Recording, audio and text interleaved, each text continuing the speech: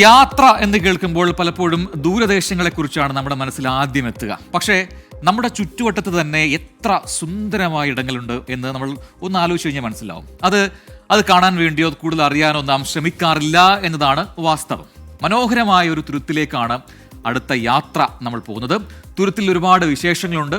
ചവിട്ടുനാടകത്തെ നെഞ്ചിലേറ്റിയ ഒരു ഗ്രാമത്തിലേക്ക് കൂടിയാണ് റൈഡിംഗ് റിപ്പോർട്ടറിന്റെ ആദ്യ യാത്ര. കലാവിശേഷങ്ങൾക്കൊപ്പം വേറൊരു കാര്യം കൂടിയുണ്ട്. രുചികരമായ മത്സ്യവിഭവങ്ങളുടെ വിശേഷങ്ങൾ റോസമ്മ ചേച്ചി പങ്കുവയ്ക്കുകയും ചെയ്യും. അപ്പോൾ വടക്കൻ പറവൂരിലെ ഗോതുരത്തിലേക്ക് ഒരു സൈക്കിൾ റൈഡ് നടത്തുകയാണ് സ്മിത ഹരിദാസ്.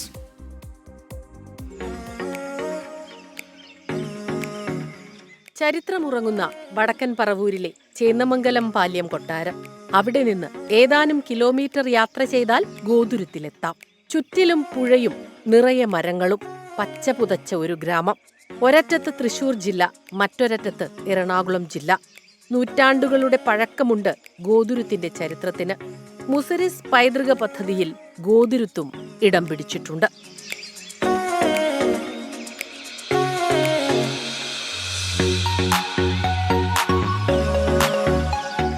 ഗോതുരത്തിനെ കുറിച്ച് ശരിക്കും പറഞ്ഞാൽ നമ്മളെല്ലാവരും കേട്ടിട്ടുണ്ടാവുക ചവിട്ടുനാടകത്തിന് ഏറ്റവും പ്രധാനപ്പെട്ട ഒരിടം എന്നുള്ള നിലയിലാണ്. ഇവിടുത്തെ ശരിക്കും പറഞ്ഞ ഒരു കൊച്ചു കുഞ്ഞു മുതൽ വയസ്സായവരുടെ ബ്ലഡിൽ വരെ ഇതിങ്ങനെ കലർന്ന് കിടക്കുകയാണ് ചവിട്ടുനാടകം. എല്ലാവരും എന്ന് പറയാം, ചവിട്ടുനാടകത്തിൻ്റെ ഒരു 2 അടിയെങ്കിലും വയ്ക്കാത്ത ആളുകളുണ്ടാവില്ല.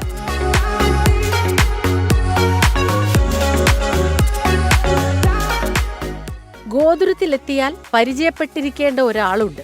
നല്ല രുചികരമായ ഭക്ഷണങ്ങൾ ഒരുക്കുന്ന റോസമ്മ ചേച്ചി. മത്തി കൊണ്ട് 19 തരം മീൻ വിഭവങ്ങൾ ഉണ്ടാക്കും റോസമ്മ ചേച്ചി.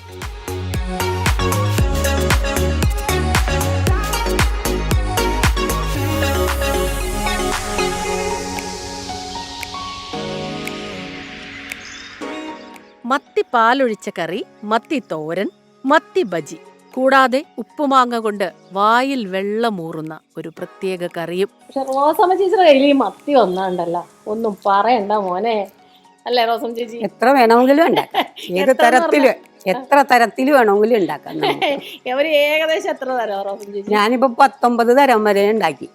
ചില അത് നെല്ലിക്കയിട്ട്, പുളിയിട്ട്, മാങ്ങയിട്ട്, അങ്ങനെ പൊള്ളിക്കണ്, തോടോടെ പൊള്ളിക്കണ്, പിന്നെ വില വെച്ച് പൊള്ളിക്കും. അങ്ങനെ പല പല തരത്തിൽ ഇങ്ങനെ ഉണ്ടാക്കി വെക്കും.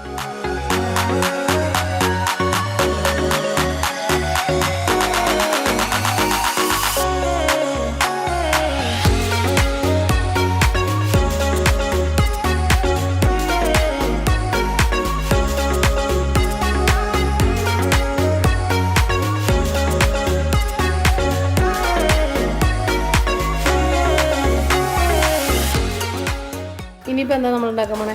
നമ്മൾ വെച്ചാൽ പാൽക്കറി വെക്കാൻ. അപ്പം അത് കഴിഞ്ഞിട്ട് പിന്നെ നമുക്ക് മറ്റേത് വറക്കാം.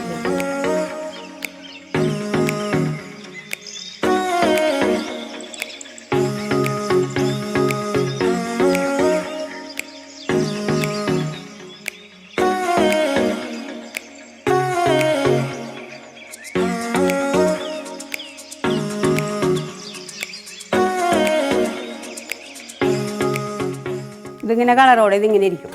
അതിന് ശേഷമാണ് നമ്മൾ മുട്ടയും ഈ കടലമാവും അടിച്ചിട്ട് അതിൽ മുക്കിയിട്ടാണ് നമ്മൾ എണ്ണയിലേക്ക് ഇടുന്നത്. അപ്പൊ നമ്മളങ്ങനെ 9 കൂട്ടം മസാല പെരട്ടി വെച്ച മത്തി അതിലേക്ക് ചേച്ചി മൈദയിൽ അങ്ങ് നല്ലോണം അത് പൊതിഞ്ഞ് വെച്ച് അതിന്റെ ഒരു നിറം മാറാതിരിക്കാനാണ്, അതിന്റെ ഒരു ഭംഗി പോകാതിരിക്കാൻ വേണ്ടി തന്നെയാണ് അത് അങ്ങനെ ചെയ്ത്. ഇനിയിപ്പോ തവയില് വെളിച്ചെണ്ണ ഒഴിച്ചു, അത് ചൂടായി ഇങ്ങനെ വരികയാണ്. ഇത് മുട്ടയാണ് ചേച്ചി നേരത്തെ പറഞ്ഞു. അതിലേക്ക് മുട്ടയും കടലമാവും ഉപ്പും ചേർത്ത് മുക്കിതേ ഇങ്ങനെ അങ്ങോട്ട് അതിലിങ്ങനെ കുളിപ്പിച്ച് എടുത്തിട്ട് എണ്ണയിലേക്ക് ഇങ്ങനെ ഇടുകയാണ്.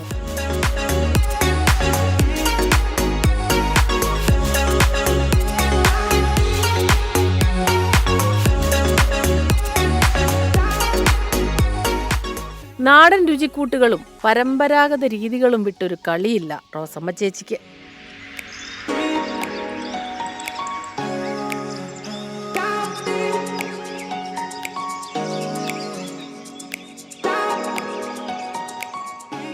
ഓട്ടുരുളിയും കവുങ്ങിൻ പാള കൊണ്ടുണ്ടാക്കിയ പ്രത്യേകതരം തവിയും.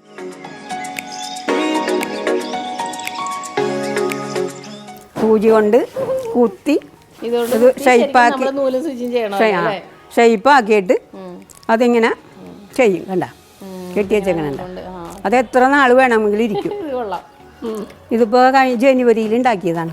അപ്പോൾ റോസമ്മ ചേച്ചി ഉണ്ടാക്കി നമുക്ക് വേണ്ടി കുറച്ച് വിഭവങ്ങൾ ഉണ്ടാക്കി. അതിലിപ്പോൾ ഈ മാങ്ങ ഉപ്പുമാങ്ങ ഇട്ടിട്ടുള്ള കറി ഒരു സ്പെഷ്യലാണ്. തോരൻ, മത്തി തോരനുണ്ട്, മത്തി ബജ്ജി ഉണ്ട്, മത്തി പാൽക്കറി ഉണ്ട്. ഇനി ഒരുപാട് വിഭവങ്ങളുണ്ട് റോസമ്മ ചേച്ചിക്ക്.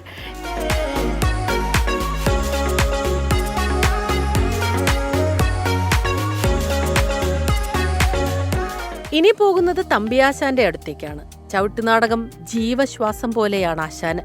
ഗോതുരുത്തുകാരെ ചവിട്ടുനാടകം പഠിപ്പിക്കാനും ആശാൻ മുന്നിലുണ്ട്. ആർക്കും പൂകൾ പടൈത്താനർക്കും ചെറുശലയിൽ, ആർക്കും പൂകൾ പടൈത്താനർക്കും ചെറുശലയിൽ, കാർക്കും മുഖം മധുനാന്മാർക്കെന്നായി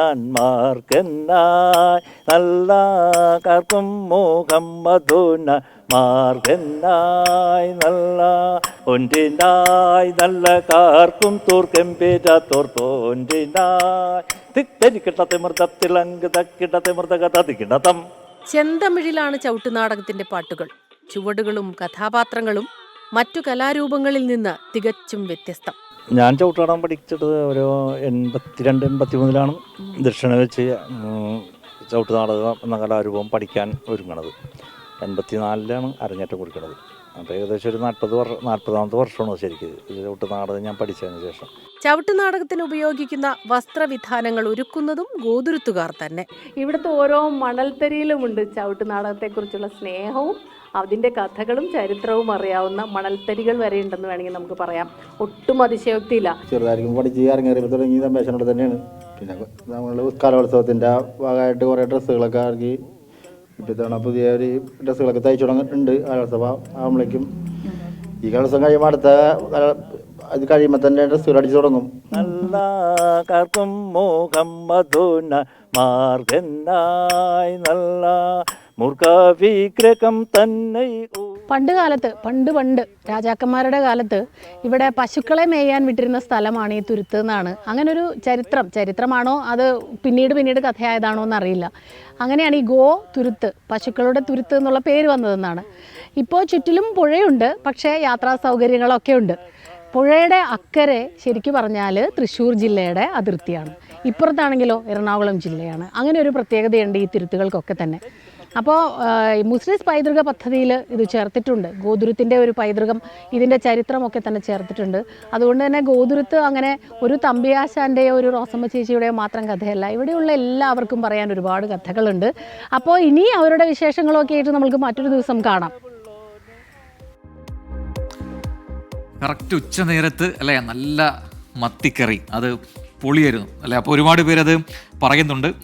അവിടെ പോയില്ലെങ്കിലും പോകാൻ സാധിച്ചില്ലെങ്കിലും മത്തി കൊണ്ടൊന്ന് പരീക്ഷ നോക്കണം ഇപ്പോൾ കാണിച്ച വിഭവം എന്ന് ഒരുപാട് പേര് പറയുന്നു. നമ്മുടെ സ്ഥിരം പ്രേക്ഷകരെല്ലാം തന്നെ കമൻറ്റുകൾ നൽകുന്നുണ്ട്. ആശാവി, ഒപ്പം തന്നെ വസന്തകുമാരി, വിജയൻ ഒരുപാട് പേർ പറയുന്നു. ഷാനു പറയുന്നുണ്ട്. ഒരുപാട് പേർ പല സ്ഥലങ്ങളിലേക്ക് നമ്മൾ വിളിക്കുന്നുണ്ട്. ഇവിടേക്ക് വരും, ഇവിടെ ഒരുപാട് കാഴ്ചകളുണ്ടെന്നൊക്കെ പറയുന്നു. അപ്പം ഓരോ ഇടങ്ങളിലേക്കും അടുത്ത ദിവസങ്ങൾ നമ്മൾ വരും.